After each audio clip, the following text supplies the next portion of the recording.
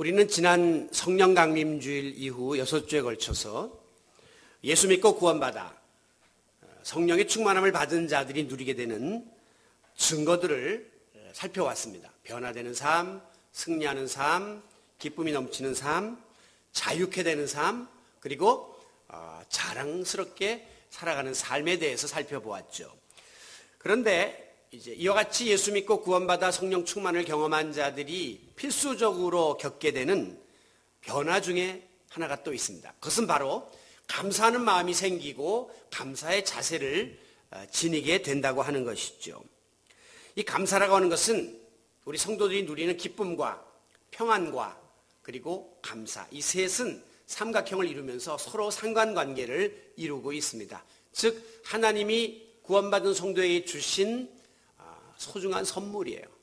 예수 믿고 난 다음에 물밀듯 내 마음에 기쁨이 넘치고 세상이 알 수 없는, 세상이 줄 수 없는 평강이 임하고, 그리고 늘 범사에 감사할 수 있는 마음이 생긴다는 것, 이 세 가지가 매우 소중한 하나님의 선물이라고 말할 수가 있습니다. 그럼에도 불구하고 오늘 우리가 살고 있는 이 시대는 감사를 잃어버린 시대라고 말할 수가 있겠습니다. 분명히 과거에 어려웠던 시절보다 모든 것이 편해졌고 좋아졌고 풍족해졌고 따라서 감사거리도 많아졌음에도 불구하고 오늘 현대인들의 마음속에서는 점점 감사가 사라지고 불평과 불만이 가득 찬 그런 세상이 되었습니다. 그 이유가 무엇일까? 저는 크게 세 가지로 한번 그 이유를 생각해 봤는데, 첫째는 과다하게 우리의 마음속에 욕망이 너무 커졌다는 거예요. 욕심이 자꾸 불어나서 욕망이 너무 커지다 보니까 충분히 감사거리가 되는데도 불구하고 그는 마음에 미치질 않아요. 감사거리가 아니고 오히려 불평, 불만으로 변하는 것을 경험하게 됩니다. 그리고 두 번째는 무슨 일에든지 현실에 만족하지를 못해요. 마치 바닷물을 마시는 사람들처럼 마시면 또 목마르고 또 목마르고 끝없는 갈증 속에 살기 때문에 불만족 가운데 빠져 사는 것이죠.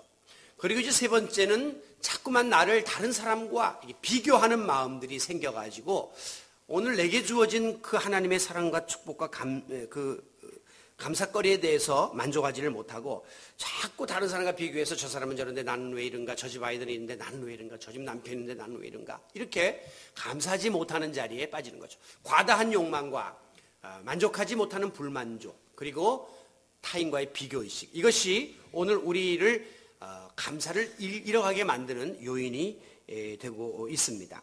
한 번은 새들이 모여서 창조주 하나님에게 집단 항명을 했습니다.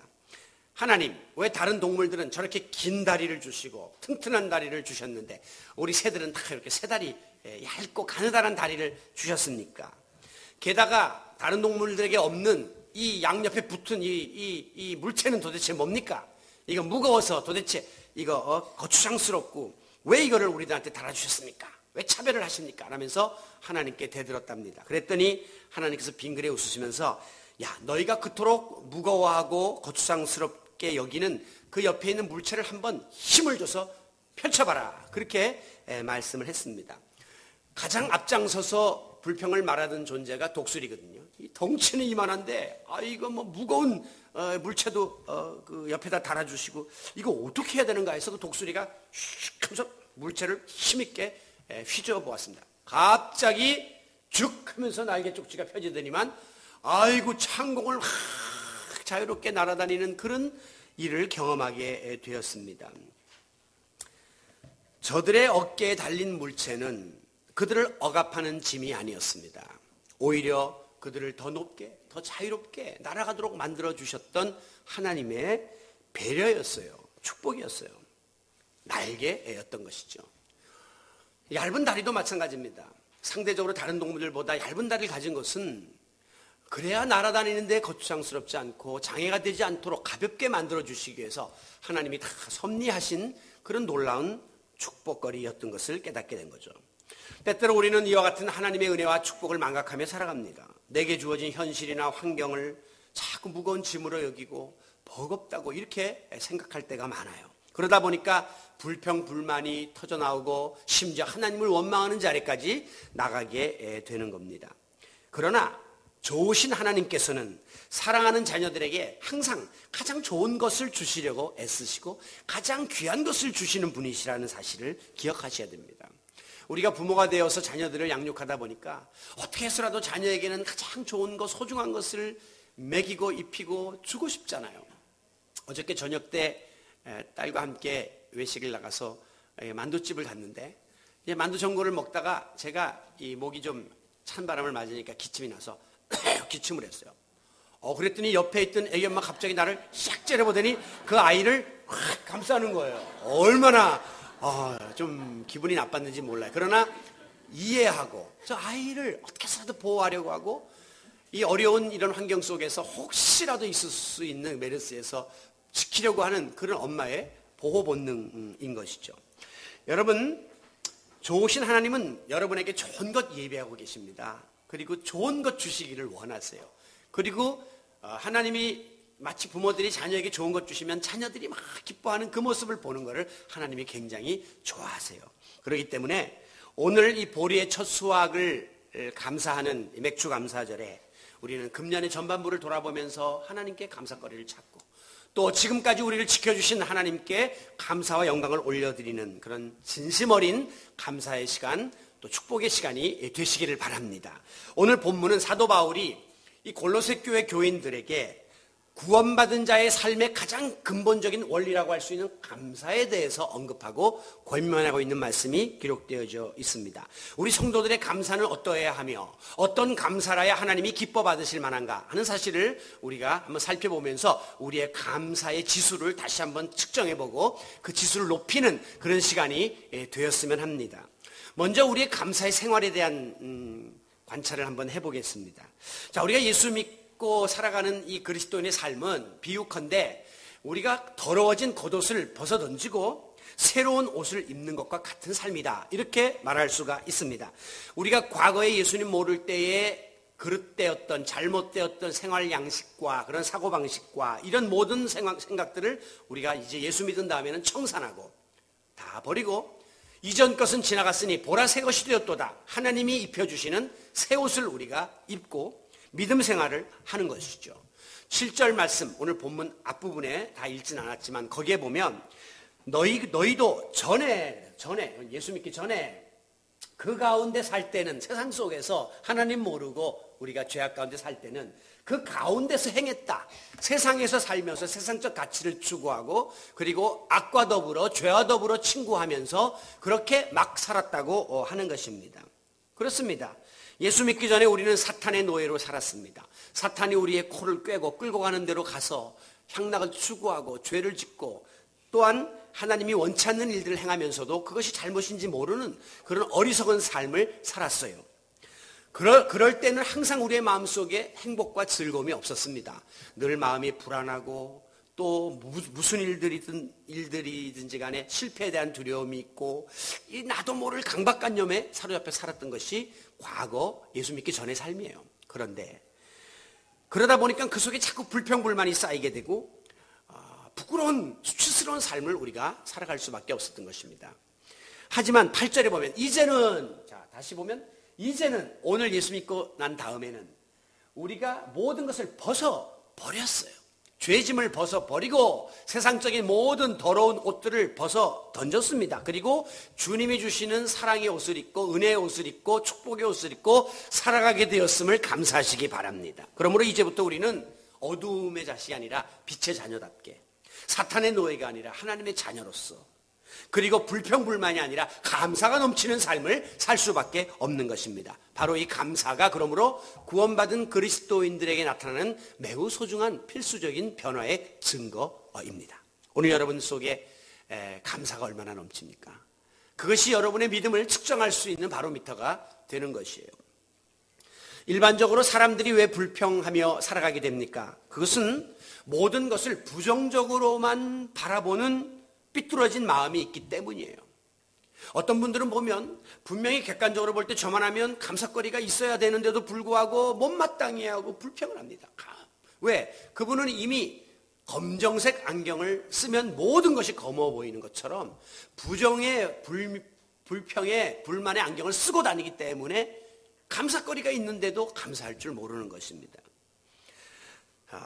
오늘 감사는 우리들에게 긍정적이고 적극적인 안경을 갖다가 끼게 만듭니다. 그래서 감사의 안경을 딱 끼면 모든 것이 달라 보이고 모든 것이 감사거리로 보일 수밖에 없는 것이죠. 심지어 부정적인 것도 긍정적으로 보이고 또 소극적인 일들도 적극적인 자세로 바꿀 수 있는 힘이 이 감사의 안경을 통해서 우리들에게 주어지는 것입니다. 오늘 이 아침에 다시 한번 여러분들이 하나님이 주시는 감사의 안경을 하나씩 받아가지고 여러분이 모든 것을 긍정적으로 적극적으로 감사의 차원에서 바라볼 수 있는 그 시각의 변화가 영적으로 일어날 수 있게 되기를 바랍니다. 오늘 우리 그리스도인들이 성공적인 삶을 살기 원한다면 가장 기본적이고 중요한 자세는 그러므로 감사의 마음을 지니는 겁니다.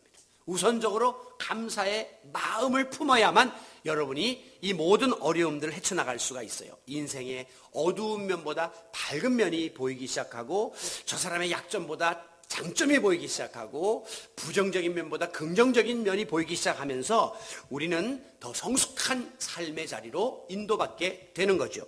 좀 더 구체적으로 우리가 감사의 마음을 소유하게 되는 두 가지의 통로가 있습니다. 이것을 통해서 우리가 감사의 마음을 지니게 되는데 그 첫 번째는 15절 상반절에 보니까 그리스도의 평강이 너희 마음을 주장하게 하라. 그리함으로 너희는 감사하는 자가 될 수 있다라고 말합니다. 하나님이 주시는 평강이 우리 마음을 지배해야 돼요. 그래야 우리가 진정한 감사자가 될 수 있습니다. 이 평강은 소위 히브리 말로 샬롬이라고 하는데요. 세상이 주는 평안하고 틀려요. 세상 사람이 알지도 못하는 그 우리가 가지고 있는 비밀스러운 평안, 화평, 평강, 그리고 평화, 이런 상태를 뜻하고 있는 것입니다. 이것은 그리스도의 평강이라 그랬어요. 즉 우리 주님이 주시는 평강이 오늘도 우리의 마음 깊은 곳에 자리 잡게 될 때에 모든 것들이 감사거리로 바뀌는 놀라운 일이 벌어지게 됩니다. 오늘도 일주일 동안 세상에 살면서 여러 가지 복잡하게 살다가 주님 앞에 나왔습니다. 여기에 나와서 찬양하고 기도하고 말씀을 듣는 가운데 주님이 주시는 평안함이, 그 샬롬이 여러분의 마음을 지배하시기를 바랍니다. 그리할 때 여러분의 마음속에는 다 감사거리로 모든 것이 변화되는 놀라운 일들이 벌어지게 될 것입니다.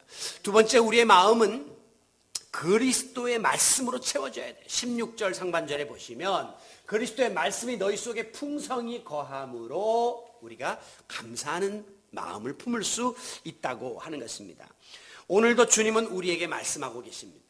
하나님의 말씀은 살아있고 생명력 있는 말씀입니다. 그러므로 그 말씀이 내 마음에 뿌려지게 되면 내가 잘못 생각했던 불평의 마음들이 다스려지고 내가 생각했던 불만족의 마음이 다스려지는 놀라운 열매들이 맺혀지게 되는 것입니다.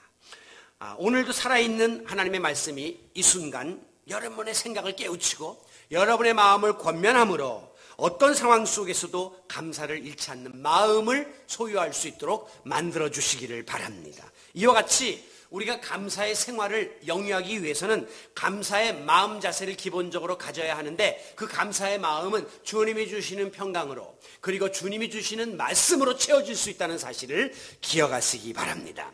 자, 두 번째로 우리는 이제 감사의 방법을 한번 생각해 봐야 하겠습니다. 자, 어떻게 하면 이 감사하는 삶을 살아가면서 감사를 표현하며 살 것인가 하는 이 문제예요. 우리가 마음속에 진심으로 감사하는 마음이 있다면 꼭 우리는 그 마음을 말로나 행동으로나 표현하게끔 되어져 있습니다. 우리가 음식을 많이 먹는데 음식도 속에 자꾸 집어넣기만 하면 탈이 나요. 꼭 그것은 정상적인 절차를 밟아서 배설이 되어야 한다는 거죠. 아이고, 이 음식 얼마나 비싼 거고 얼마나 맛있는 거고 얼마나 아까운 거고 얼마나 피가 되고 살이 되는 건데 내 속에 가만히 있어라고 묶어두면 속에서 부패되면서 가스가 나오고 마지막에는 탈이 나게끔 되어 있습니다. 지금 동경에서 약 1시간 반 정도 떨어져 있는 일본의 하코네 화산이 지금 폭발 기미를 보이고 지난주부터는 이제 수증기가 크게 뿜어져 나오면서 800년 만에 분화를 시작하고 있는데요. 여러분들이 이 화산의 그 폭발의 원리를 가만히 보게 되면 이 속에 빨간 용암들, 마그마가 존재하거든요.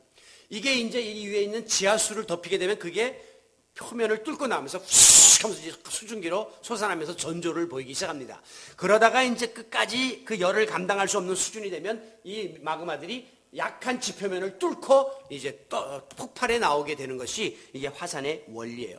우리 마음속에 끓는 감사의 마음이 있고 막 그냥 뜨거운 감사의 마음이 있으면 이게 어떤 형태로든지 간에 감사가 폭발되고 표출되지 않을 수가 없는 겁니다. 그런데 우리가 이제 하나님께 감사를 표현하는 그 방법은 여러 가지 통로가 있을 수 있는데 많이 우리가 하는 것이 말로 이렇게 표현하는 것이고요. 또 물질로 감사를 표현하고요. 심지어 내가 이게 어떤 행동으로 이제 감사를 표현하는 그런 경우들이 있습니다. 그런데 오늘 이제 본문이 말씀하시는 감사의 표현 방법 중에 하나는 16절. 시와 찬송과 신령한 노래를 부르며 감사하는 마음으로 하나님을 찬양하라. 그렇게 말했죠. 여기 이 감사하는 마음으로 하나님을 찬양하고를 세번역 성경에서는 너희의 마음을 다하여 하나님을 찬양하라 그랬어요. 즉 여러분들이 시와 찬양과 신령한 노래로 몸과 마음과 뜻과 정성을 다해서 하나님을 찬양하는 이것이 하나님 기뻐 받으시는 감사의 표현입니다. 오늘 우리가 이제 이 맥주감사절을 맞아서 또 이렇게 드림 가족 찬양제를 하는데 각 부서마다 열심히 하나님 앞에 찬양을 준비하고 그 찬양을 여러분의 신앙 고백적인 찬양으로 하나님께 올려드리는 것도 매우 소중한 감사의 표현 방법입니다. 열과 성의를 다해서 여러분들이 참여해 보시기를 바랍니다. 여러분 성경에 보면 이제 이렇게 그 유명한 찬양들이 몇 군데 나오고 있습니다. 그 대표적인 찬송들이 모세의 찬양, 미리암의 찬송, 한나의 찬송, 그리고 다윗의 찬송, 그리고 신약으로 넘으면 마리아 송가 이렇게 노래들이 쭉 이렇게 이제 나오는데요. 그 속에 있는 그 특징을 가만히 살펴보면 뭐냐면 하나님께로부터 받은 은혜와 축복을 주체할 수가 없어서 감사 감격하여 터져 나오는 찬송들이 바로 이 찬양의 그 특징입니다. 그런데요, 우리가 하나님께 마음속 깊은 곳에서부터 이와 같은 감사의 찬양을 올려드리면 놀라웠게도 하나님은 찬송 중에 거하시는 분이기 때문에 찬송을 기뻐하시고 즐거워하시기 때문에 그 자리에 찾아오시고 개입을 하세요. 그러면 놀라운 하나님의 기적이 일어나게 되는 것입니다. 성경에 보면 난공불락 여리고성을 이스라엘 백성들이 점령할 때에 여호수아의 명령에 순종하여 일주일 동안을 그냥 빙빙빙빙 여리고성을 돌기만 했어요. 전쟁할 생각을 안 하고 돌기만 했어요. 그런데 마지막 날이 되어서 온 백성이 큰 함성을 지르면서 여호와 하나님을 높여 찬양했습니다. 그랬더니 갑자기 성벽의 두께가 7m가 되는 난공불락의 여리고성이 우르르 무너져 내리는 역사가 일어났습니다. 이스라엘 백성이 무너뜨렸나요? 아니요. 하나님이 개입하신 거예요. 왜? 하나님은 찬송 중에 임하시기 때문에 당신의 이름을 부르고 영화롭게 하는 이들이 아니 어디 있는가 봤더니 여리고성을 돌고 있거든요. 하나님께서 그 사건에 개입하신 것이죠. 그래서 그들에게 놀라운 승리를 안겨다 주셨습니다. 기드온이 추려서 300명의 군사와 함께 미디안을 함락시킬 때에도 마지막 전법은 나팔수를 동원하여 나팔을 부러지키면서 여호와 하나님을 찬양했습니다. 그랬더니 그 막강하던 미디안 군대가 삽시간에 진멸하는 일이 벌어진 겁니다. 기드온의 용사가 싸웠나요? 아니요. 하나님의 군대가 가서 다 쳐버린 거예요. 왜? 찬송 중에 임하시는 하나님이 가서 보니까 상황을 파악하시고 개입하신 거예요.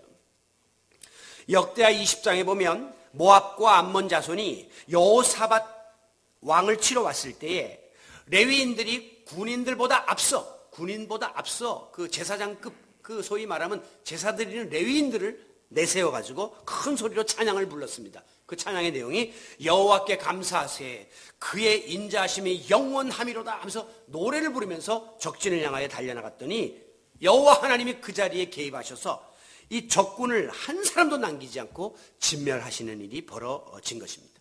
여러분 어려울 때 하나님을 찬양하십시오. 감사의 찬양을 부르십시오. 하나님은 그 자리에 오십니다. 여러분의 기도를 들으십니다. 여러분의 상황을 보십니다. 그리고 개입하십니다. 우리의 문제를 풀어주시는 놀라운 역사가 감사 찬양을 통하여 주어짐을 믿으시기를 바랍니다. 아울러 우리가 이 하나님께 찬양으로 영광을 돌릴 뿐 아니라 17절에 보면 말에나 이에나 하나님 아버지께 감사하라 그랬어요. 말은 이제 우리가 기도도 또 찬송도 다 말로 하는 건데, 일에나 하는 것은 행동으로, 행위로, 액션으로 하나님께 찬양의, 감사의 그 마음을 표현하라는 것이에요. 여러분, 이 감사가 그냥 말에만 머물고 입술에만 맴도는 것은 온전한 감사가 될 수 없기 때문입니다. 우리의 고민이 이 부분이에요. 우리가 하나님 앞에 혹은 다른 사람에게 감사의 말은 많이 하고 생각은 하고 있는데, 마음은 가지고 있는데, 막상 내가 손으로 혹은 발로 그 어떤 행동으로 그분에게 감사를 표현하지 못하는, 이것이 좀 우리의 약점 중에 하나가 아닌가 생각합니다. 젊은 연인들이 이렇게 사랑을 하는데 이상하게 그 남자가 뭐 말로는 말 날 때마다 뭐 사랑해 I love you 뭐 난리를 치고, 뭐 이게 입술로는 그렇게 고백을 하는데, 이게 뭐 6개월이 지나가도 뭐 조그만 뭐 선물대기 하나 안 사주고 낑낑거리고 있는 남자라면 그 여자가 의심을 해. 저 도대체 진정한 사랑인가? 예? 또 이렇게 뭐 3개월쯤 지나가면 뭐 이렇게 찌릿찌릿해서 손도 좀 잡아보려고 그러고 뭐 이렇게 안아보려고도 해야 되는데, 가만히 이러고 있으면 저거 행동을 보이지 않는 저 사랑이 과연 온전한 사랑인가 의심을 하게 된다는 겁니다. 그건 비정상이에요.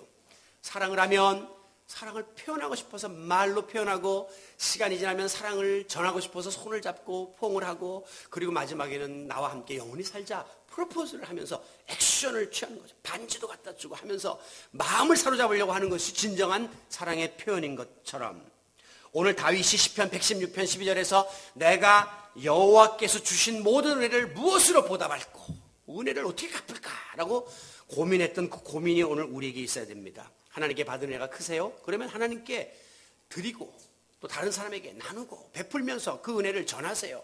감사는 말로만 하는 것이 아니고 생각으로만 하는 것이 아니라 여러분의 삶 속에 손과 발로 나누어질 때 감사가 온전해질 수 있기 때문입니다. 이제 중요한 감사의 조건이 나옵니다. 17절. 또 무엇을 하든지 하나님 아버지께 감사하라. 무엇을 하든지 감사하라. 이 말의 뜻은 매사에, 범사에, 어떤 상황에서도 어떤 조건에서도 감사를 잊어버려서는 안 된다라고 하는 말씀입니다. 자, 흔히 우리가 감사의 조건은 두 가지로 볼 수가 있어요. 첫째는 무엇 때문에 감사하는 거예요. Because of. 무엇 때문에 감사하는 조건부 감사가 있습니다. 저 사람이 나한테 사랑해 주니까 내가 고맙고, 저 사람이 나한테 돈을 벌어다 주니까 내가 고맙고, 저 사람이 나를 위해서 희생을 하니까 고마운 조건부 감사. 근데 이거는 누구나 다 하는 거예요. 세상 사람들도 다 느끼는 감사입니다. 근데 두 번째 감사가 중요해요. 이건 뭐냐면 탈조건적이에요. 즉 조건을 뛰어넘고 벗어나는 겁니다. 그럼에도 불구하고, 영어에서 in spite of 혹은 even though 하는 거예요. 저 사람이 나한테 해주지 않지만 그럼에도 불구하고 내가 감사할 수 있는 거예요. 지금 내 상황이 감사할 수 없는 절박한 상황이지만 그럼에도 불구하고 내가 감사하는 것입니다. 이게 바로 신앙적 감사, 탈조건적 감사, 무조건적 감사, 전천후 감사입니다. 비가 오나 바람이 오나 눈이 오나 한결같은 마음을 지켜나가는 것입니다. 조건부 감사는 저 사람이 잘해주니까 내가 거기에 대해서 반응하는 것인데, 그거는 집에서 기르는 애완동물도 그래요. 우리가 예뻐해주고 귀해주면 지들도 와서 째롱 불러주고 와서 핥아주고 반응을 해요. 그거는 감사하다는 표시죠. 그런데 하나님을 믿는 성도들은 그런 조건 때문에 감사하는 것이 아닙니다. 그럼에도 불구하고, 내가 원하는 대로 되지 않았음에도 불구하고, 지금 상황이 굉장히 어려워졌음에도 불구하고 나는 감사를 잃지 않겠다, 이거죠. 이 대표적인 인물이 바로 하박국 선지자입니다. 하박국 선지자의 고백에 의하면 비록 무화과 나뭇잎이 마르고 포도 열매가 그치고 감람나무 열매가 없고 논밭에 식물이 없으며 외양간 송아지가 없고, 없어. 열매가 많아야 감사하죠. 송아지 새끼가 외양간에 많아야 감사하죠. 근데 하박국은 없어. 지금 다 없어. 그런데 마지막에 있어서 감사하는 게 아니라 없어서 감사를 하는데, 비록 없다 할지라도 난 여호와로 인하여 즐거워하고 난 구원의 하나님으로 인하여 내가 기뻐하리로다. 비록 내 삶의 현실은 굉장히 어둡고 절망적이고 감사거리가 없지만 주님 한 분만으로 만족하고 주님 믿는 믿음으로 인하여 나는 감사합니다. 이렇게 고백하고 있는 것입니다. 여러분, 그래서 감사는 우리 신앙의 척도라는 거예요. 이런 상황에서 감사하는 사람은 신앙적 지수가 높은 사람이죠. 감사는 그렇기 때문에 믿음의 성숙과 비례한다는 것입니다. 그런 가운데서 감사하는 사람은 믿음이 굉장히 성숙한 사람이기 때문입니다. 오늘 여러분에게 감사가 있습니까? 어떤 감사가 있습니까? 여러분의 믿음의 수준을 한번 측정해 보세요. 나의 믿음의 현주소가 과연 어느 정도인가 하는 것을 스스로 판단해 보시기를 바랍니다. 성경에 보면 역경 속에서도 환난에 구애받지 않고 환경에 구애받지 않고 무조건적인 감사를 드림으로 하나님께 복을 받았던 인물들이 수없이 등장하고 있습니다. 아니, 어떤 의미에서 성경에 등장하는 위인들은 다 그런 전천후 감사를 드린 사람들이에요. 다니엘은 만약에 다른 신을 섬기면 죽인다라고 하는 죽음의 위협 속에서도 하루에 3번씩 예루살렘을 향하여 문을 열고 성전을 바라보면서 하나님께 기도하며 감사하는 생활을 쉬지 않았습니다. 그 결과 다니엘의 목이 날아간 게 아니라 오히려 사자굴에서도 하나님이 건져주시고 다니엘을 높이 들어주시는 놀라운 역사가 일어났습니다. 욥은 정말 처참한 환경에 놓였죠. 하루아침에 재산 다 날라가 자식들 다 죽어 부인 도망가 몸에는 병 걸려 처참한 자리에 빠졌으나 그러나 욥은 그런 상황 속에서도 하나님을 원망하지 않고 주시니도 하나님, 걷어가시니도 하나님, 그저 하나님의 이름을 찬양합니다라며 하나님을 원망하지 않고 감사했더니 하나님이 욥기 42장 말년에 욥에게 모든 축복을 배로 주셨는데 거기 보면 자녀들 다 잃어버렸잖아요. 그런데 욥의 딸들이 그 당시에 그 세상에서 가장 아리따웠다. 그리고 모든 것이 2배로 하나님이 선물로 주셨다라고 축복을 기록하고 있습니다. 사도 바울은 빌립보 감옥에 갇혀서 복음을 전하다가 매를 죽도록 맞고 감옥에 갇힌 처참한 신세가 되었으나 낙심치 않고 그 자리에서 감사하고 찬송했더니 웬걸 옥문이 열리고 자유의 몸이 되고 그의 모습을 본 간수와 그의 가족들이 예수를 믿는 놀라운 일들이 벌어졌던 것입니다. 지난 6월 17일 미국 사우스캐롤라이나주에 있는 찰스턴의 한 흑인 교회에서 백인 청년이 수요 예배에 교인인 것처럼 참석했다가 총기를 난사해서 그 목사를 비롯해서 9명의 교인들이 죽었습니다. 이 시대의 최고의 민주주의 국가라고 자부하는 그 땅에서 이런 최악의 인종차별주의적인 만행이 벌어졌습니다. 그럼에도 불구하고 그 희생자 유가족들은 법정에서 그 범인을 향하여 분노하고 욕을 하고 저주하지 않았습니다. 우리 같으면 천황 죽이라 그러고 막 난리를 치는데 이 사람들은 나는 당신을 용서합니다. 또 한 사람 나는 당신을 사랑합니다. 참 상황에 구애받지 않는 초월적 신앙에 의한 초월적 감사를 드린 탈조건적 감사를 드린 것이죠. 많은 사람들에게 감동을 끼쳤습니다. 아마 그들을 차별하는 마음을 가지고 있었던 백인들에게도 굉장히 충격을 안겨다 주었을 것입니다. 그리고 지난 주일날 미국의 오바마 대통령은 그 장례식장에 참석해서 추도사를 40분간 했습니다. 그리고 마지막 말미에 이런 이야기를 했어요. 이번 주 내내 저는 은총에 대해서 생각했습니다. 사랑하는 이들을 잃어버린 가족들이 보여주었던 그 은총, 이번 참사에서 목숨을 잃은 클레멘타 핑크니 목사가 평소에 설교했던 그 은총, 그리고 내가 가장 좋아하는 찬송 Amazing Grace에 묘사된 그 은총에 대해서 이번 주 내내 성찰했습니다. 하면서 Amazing Grace, 놀라운 하나님의 은혜, 은총, Amazing Grace 2번을 딱 외치더니만 한 40초 동안 가만히 있더니 Amazing Grace, How sweet the sound 하면서 나 같은 죄인 살리신 찬양을 부르는데 거기 모인 6,000명의 사람들이 다 일어나서 찬양을 부르고 이게 미국 전역과 세계로 중계되는데 그 3억 2천의 미국 사람들이 그걸 보면서 마음이 하나가 되고 치유되는 놀라운 일이 벌어지게 되었습니다. 우리 한번 불러볼까요? 나 같은 죄인 살리신 주의 놀라워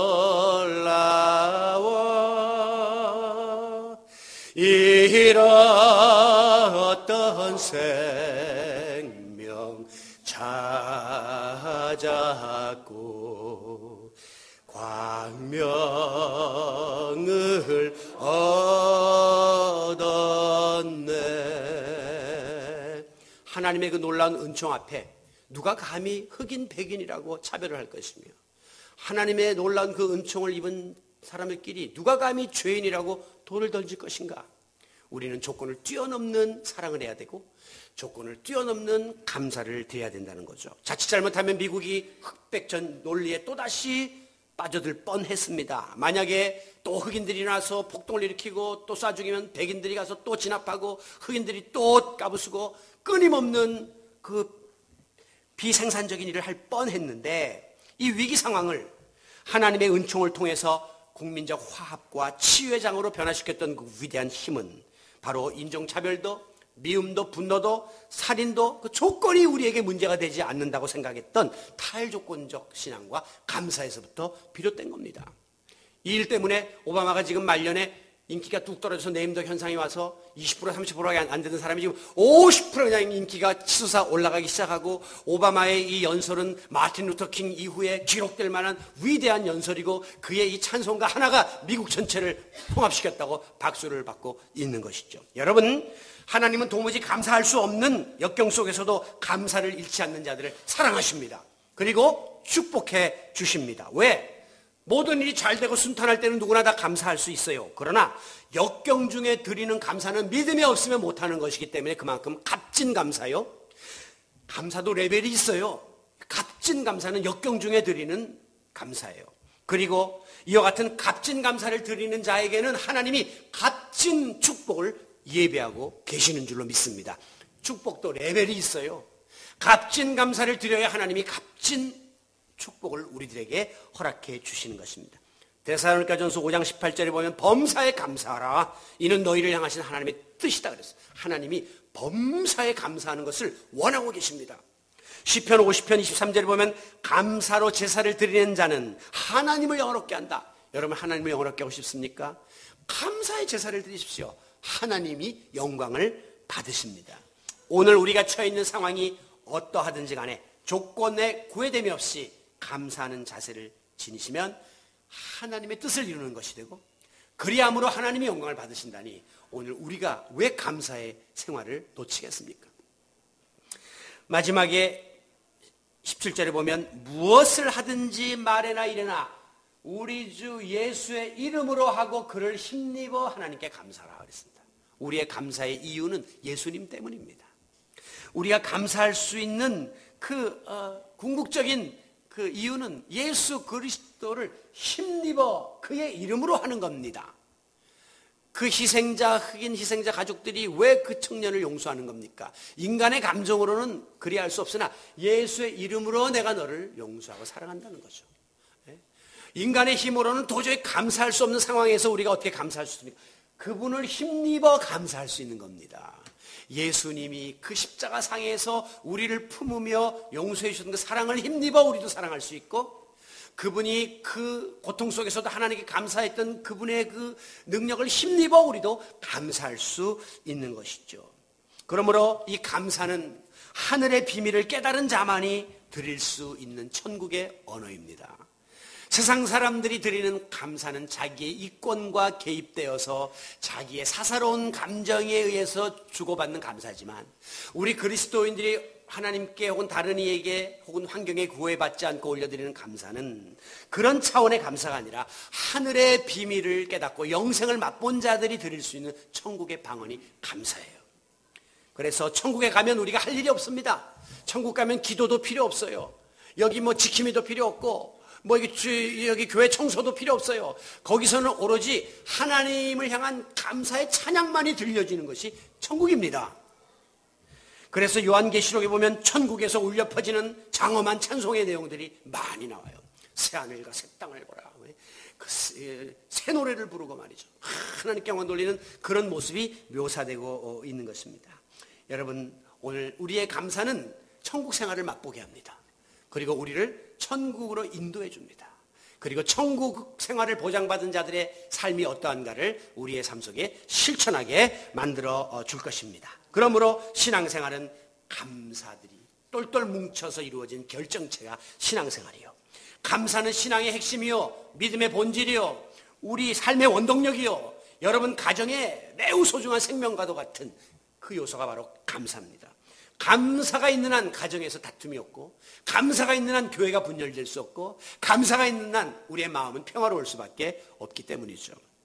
사랑하는 성도 여러분, 여러분에게 주어지는 하루하루의 삶이 행복한 여행이 되고 싶습니까?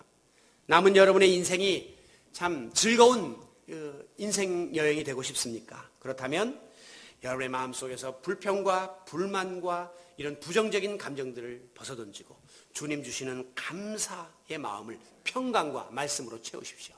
그래서 이 마음의 틀을 감사로 갖고 놓으면 모든 것이 들어와도 이 감사의 틀만 통과하면 다 감사거리로 변화됩니다. 불평도, 원망도, 미움도, 다툼도, 분노도 다 이 감사의 마음만 통과하면 다 감사로 변화되는 놀라운 일들이 펼쳐지게 될 것이고, 여러분의 인생은 정말 행복하고 정말 하나님이 보호해 주시는 그런 풍성한 길로 인도받게 될 것입니다. 아무쪼록 예수 그리스도를 구주로 모신 자만이 누리게 되는 이 세상이 알 수 없는, 줄 수 없는 감사, 이 감사를 하나님께 올려드리고 여러분의 삶 속에 실천하며 여러분의 마음에서 누리며 하루하루 삶을 살아가는 진정한 감사자들이 다 되시기를 예수님의 이름으로 축원합니다.